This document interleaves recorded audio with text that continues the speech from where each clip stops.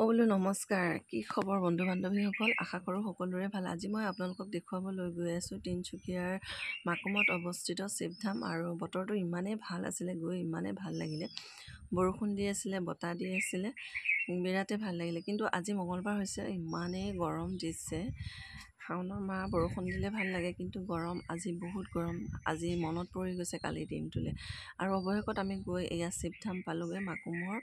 দেখাই মই সন্মুখৰ গেটভাগ দেখাই দিছোঁ। এয়া ভিতৰলৈ সোমাই যোৱা বহুত গছ গছনিৰে পৰিপূৰ্ণ আৰু বহুতো মাটিৰে আৱৰি আছে এই মন্দিৰটো। আৰু সকলো দেৱ দেৱীৰে মূৰ্তি স্থাপন কৰা হৈছে। সকলো দেৱ দেৱীৰে প্ৰতিমূৰ্তি আছে ইয়াত। আপোনালোকে যিসকলে নাই অহা আহিব পাৰে, বিৰাটেই ভাল লাগে। আমাৰ ডিব্ৰুগড়ৰ পৰা প্ৰত্যেক বছৰেই শিৱধামলৈ যায়, বলবম যায়।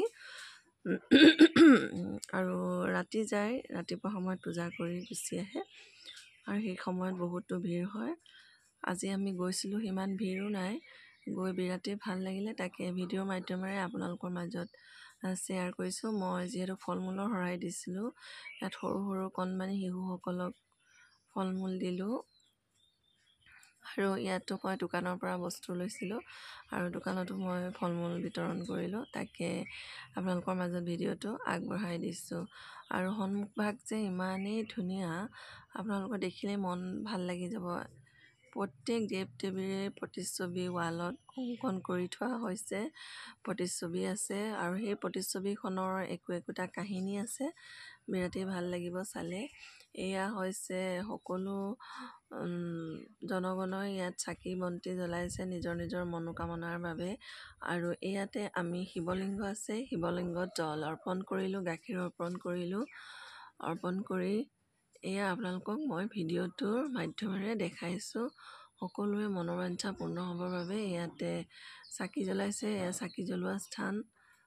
ভিডিঅ'টোৰ জৰিয়তে দেখুৱাই দিছোঁ যে আপোনালোকে গ'লে মানে অসুবিধা নহ'বৰ বাবে, সেয়ে মই ভিডিঅ'টো আপোনালোকৰ মাজত আগবঢ়াই দিছোঁ।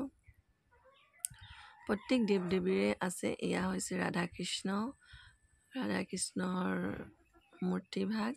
ইয়াতে ৰাধা কৃষ্ণ যেতিয়া জন্মাষ্টমী হয়, ইয়াত পূজা অৰ্চনা কৰে। এইফালে আছে হনুমান ভগৱান। মঙলবাৰে পূজা অৰ্চনা কৰা হয়। প্ৰত্যেক এয়া দেখিছেনে কিমান মানে মাটি আগুৰি পেলাই এই মন্দিৰটো স্থাপন কৰা হৈছে। আৰু গোটেই মন্দিৰখিনিৰ মাজত এটা আছে পুখুৰী। পুখুৰীটোৰ মাজত শিৱ মূৰ্তি স্থাপন কৰা হৈছে। এয়া হৈছে হনুমান ভগৱানৰ প্ৰতিমূৰ্তি।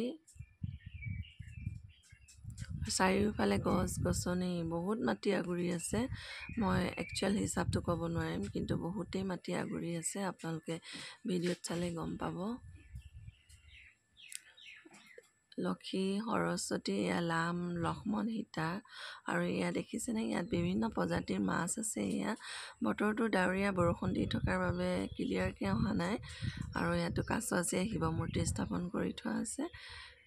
আৰু যেতিয়া পানীটো নিজৰি যায়, সম্পূৰ্ণ ওলাই আহে। এইয়া কাছ দেখিবলৈ পাব। এইয়া কাছ, বহুতো প্ৰজাতিৰ কাছ আছে ইয়াত। আৰু সেইফালে আছে জিৰণি বাটচ'ৰা। ভক্তগণে জিৰণি ল'বৰ বাবে তাত জোতা চেণ্ডেল থ'বৰ বাবে ধুনীয়াকৈ ব্যৱস্থা কৰা হৈছে। ইয়াতে আছে সৰস্বতী, লক্ষী, কালী দেৱীৰ। আৰু মই ফল মূলৰ শৰাই দিছোঁ। বাই বাই, আজিলৈ।